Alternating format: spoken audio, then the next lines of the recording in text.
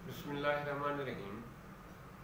प्यारे दोस्तों, आज हम एक अहम टॉपिक पे बात करने जा रहे हैं। एक ऐसा नुस्खा, ऐसी चीज़ आपके साथ शेयर करने जा रहा हूँ जो बहुत अहम है और इस वक्त ख़ास तौर पे जैसे हमारे मुल्क के हालात हैं, इसकी अशद ज़रूरत है। वो क्या है? बौले कुत्ते के काटने का वो मरीज़ जिस पर जहर का असर ज़्यादा हो चुका हो, उसका इलाज। ऐसा मरीज़ जिसको बौले कुत्ते ने काटा हो और वो आदमी बौला हो चुका हो, उस पर जहर का मुकम्मल असर हो चुका हो, उसका डॉक्टर जो है ना लाइलाज कर देते हैं।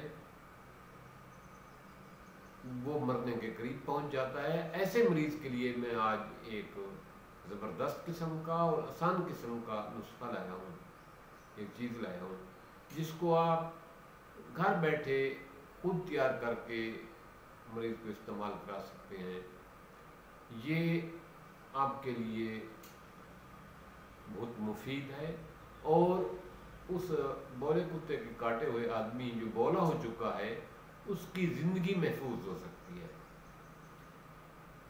ये बहुत सारे तहकीक के बाद ये नुस्खा मुझे मिला है और मुख्तलिफ लोग इसको आजमा चुके हैं। इस नुस्खे को आप दूसरे दोस्तों के साथ इस बात को शेयर करना, क्योंकि हमारी इस छोटी सी बात से अगर किसी की ज़िंदगी बच सकती है तो मेरे ख्याल में इससे बड़ी बात दुनिया जहान की और कोई नहीं। वो नुस्खा आसान सा है। ऐसा आदमी जिस पर जहर का असर हो चुका हो, उसके वारिसीन को चाहिए कि चोलाई चे वाओ लमफला हमला छोटी चोलाई नाम का एक पौधा है, उसकी जड़ें लें 20 ग्राम 120 ग्राम के करीब, और उनको ये जड़ें पंसारी की दुकान से भी मिल जाएंगी और खेतों में दरियाफ्त करने से भी मिल जाएंगी। आम पंसारी की दुकान से मिल जाती है। ये जड़ें लें, इनको बारीक पीस कर सफूफ बना लें। इस सफूफ को पानी में डालकर मरीज़ को दिन में 4-5 दफ़ा पिलाएं पानी। यहीं चौलाई का सफूफ 120 ग्राम जड़ लेकर बारीक पीस कर उसका पानी मरीज़ को दिन में 3 से 4 बार पिलाएं। इंशाअल्लाह ताला वो मरीज़ मरने से बच जाएगा, वो मुकम्मल सेहतयाब हो जाएगा। ये बौले कुत्ते के काटने का आखिरी इलाज है।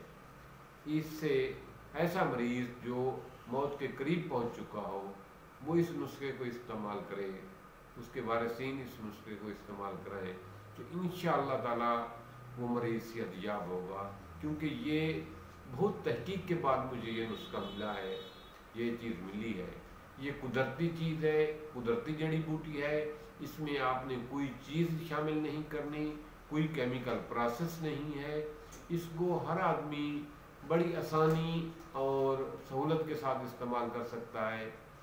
और इस जड़ी बूटी को पंसारी की दुकान से इसकी जड़ें लें और इसका सफूफ बनाकर दोस्तों को भी बताएं।